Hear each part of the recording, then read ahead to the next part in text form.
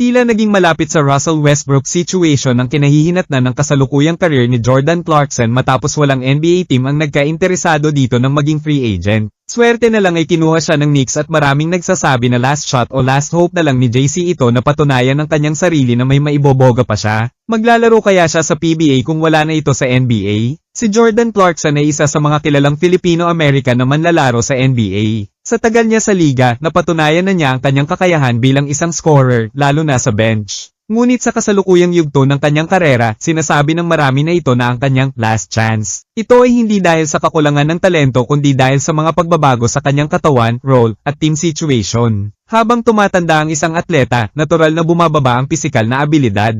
Kaya, kailangang doble ang effort upang mapanatili ang dating galing. Isa sa mga pangunahing dahilan ay ang kanyang edad. Si Clarkson ay nasa early 30s na, at sa mundo ng profesional na basketball, ito ay itinuturing ng kalagitnaan o patapos na bahagi ng prime years. Kapag lumampas na sa 30, mas madalas nang magkaroon ng injuries at mas mabagal ang recovery. Sa isang liga na puno ng mas batang at mas athletic na manlalaro, nagiging disadvantage ito. Ang mga team ay mas nagiging maingat sa pagpili ng veterans na may mataas na sweldo. Kaya't kung hindi niya maipapakita ang consistency ngayong taon, maaaring mawalan siya ng halaga sa merkado. Bukod sa edad, malaking hadlang din ang kanyang mga naging injuries. Sa nakaraang mga season, ilang beses siyang nakaranas ng mga pisikal na issue na nakaapekto sa kanyang performance. Kapag ang isang manlalaro ay madalas ma-injure, nagdadalawang isip ang mga teams kung sulit pa bang ipagpatuloy ang kontrata. Mahalaga sa NBA ang availability, ang kakayahang laging makapaglaro. Kahit gaano pa kagaling ang isang player, kung palaging nasa injury list, nawawala ang kumpiyansa ng coaches at management. Kaya ngayong taon, kailangang patunayan ni Clarkson na kaya pa niyang maging healthy at durable. Isa ring mahalagang aspeto ay ang role niya sa mga teams na kanyang kinakatawan. Matagal nang kilala si Clarkson bilang isang sixth man o bench scorer. Bagamat epektibo siya sa ganitong papel, may limitasyon din ito sa tagal ng karera. Ang mga teams ngayon ay mas naghahanap ng versatile players na kayang gumawa ng maraming bagay, magdepensa, pumasa, at maglaro ng multiple positions. Kung mananatili siya bilang pure scorer lamang, baka hindi na sapat ito para manatili siya sa rotation ng mga coaches. Kaya't ngayong taon, kailangang ipakita niyang kayang niyang umangkop sa modernong laro. Hindi rin matatawaran ng pressure na dala ng expectations mula sa fans at media.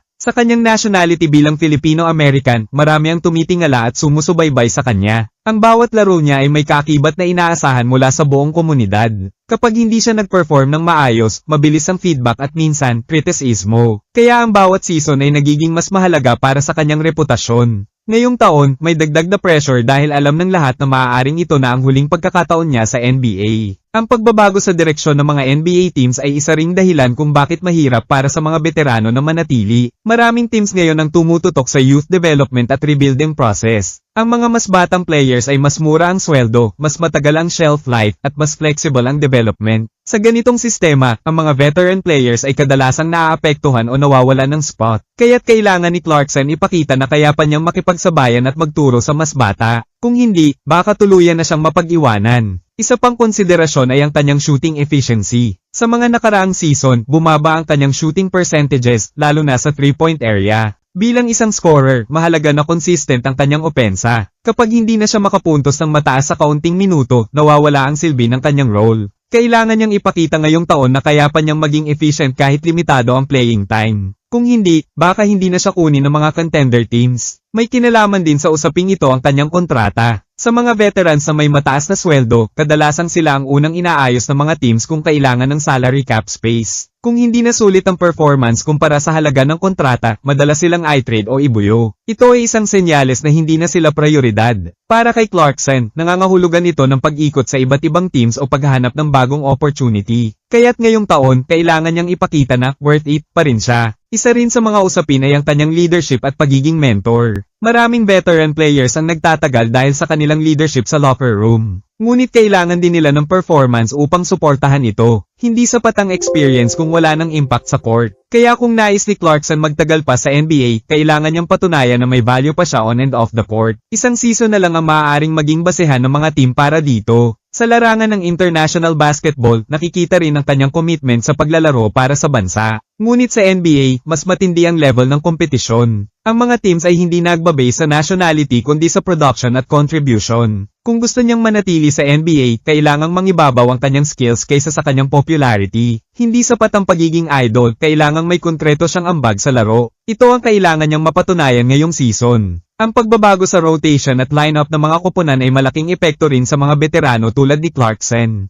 Sa bawat taon, may mga bagong draft picks, trade acquisitions, at rising stars na pumapasok. Bunga nito, nababawasan ng minuto ng mga veteran players kung hindi na sila nagbibigay ng competitive edge. Para makuha muli ang tiwala ng coaches, kailangan galingan niya sa bawat oportunidad na ibinibigay. Hindi siya pwedeng mag-relax dahil ang bawat laro ay parang audition. Kung hindi siya magpakitang gilas, maaari na siyang hindi isali sa future plans ng isang team. Sa ngayon, mas mataas na ang antas ng scouting at analytics sa NBA. Ibig sabihin, mabilis matukoy ang kahinaan ng isang manlalaro, lalo na sa depensa. Isa sa madalas ipuna kay Clarkson ay ang kanyang defensive lapses. Kahit mahusay siya sa opensa, kapag hindi siya makadepensa ng maayos, naaapektuhan ang kanyang value sa court. Sa panahong ito, hindi sapat ang scoring kung hindi ka rin nakakatulong sa depensahan. Kaya't mahalagang pagtuunan niya ito ng pansin ngayong season. Naging bahagi rin ng naratibo ang kanyang pagiging inconsistent sa ilang bahagi ng kanyang career. May mga laro na bigla siyang sumasabog at nakakakuha ng 30 dagdag points, ngunit may mga laro rin na halos hindi maramdaman ang kanyang presensya. Ang ganitong klase ng performance ay naglalagay sa kanya sa alanganin. Gusto ng mga coaches ang consistency, yung alam nilang may maaasahan sila gabi-gabi. Kung hindi niya ito maibigay, mahirap siyang isama sa long-term plans. Kaya ngayong taon, kailangang ipakita niyang kaya niyang maging reliable contributor araw-araw. Ang dami ng mas batang shooting guards at combo guards sa liga ngayon ay isa ring banta sa kanyang posisyon. Mas mabilis, mas athletic, at mas mura sa sweldo ang mga rookie at sophomore players. Kung hindi niya mapapakita ang clear na advantage ng kanyang experience at skills, baka unahin ng mga team ang mas batang players. Nasa punto siya ng karera na kailangan niyang ipakita kung bakit siya ang pipiliin kaysa sa isang itong player. At kung hindi niya magawa ito ngayong season, maaaring tuluyan na siyang mawala sa rotation ng liga. Kaya't napakahalaga ng bawat minuto ng kanyang playing time. Para rin sa kanyang sariling legacy, hindi lang sapat ang makapirmi sa NBA, ang layunin ay maalaala bilang isang respetadong manlalaro. Kung matatapos ang karera niya sa katahimikan o bilang isang benchwarmer, masasayang ang lahat ng taon ng pagsisikap niya. Pero kung magagawa niyang makapag-ambag sa isang contender team o makabalik sa playoff spotlight, malaki ang magiging epekto nito sa kung paano siya matatandaan. Kaya ang taong ito ay hindi lang basta last chance, ito ay defining moment. Kailangan niyang bigyang kulay ang huling kabanata ng kanyang karera. Ang bawat galaw niya ngayon ay magiging bahagi ng kanyang basketball story. Sa kabila ng lahat ng ito, hindi pa rin nawawala ang pag-asa. May kakayahan pa rin si Clarkson na bumangon at ipakita ang kanyang tunay na galing. Maraming beses na siyang nagpamalas ng husay sa crucial moments, lalo na sa mga high-pressure games. Ang tanong ay kung kaya pa ba niyang gawin ito ng tuloy-tuloy sa kasalukuyang kalagayan. Kung magtatagumpay siya ngayong season, maaari pa siyang magkaroon ng 1 o 2 taon sa NBA. Ngunit kung hindi, maaaring ito na nga talaga ang huling yugto ng kanyang kwento sa liga.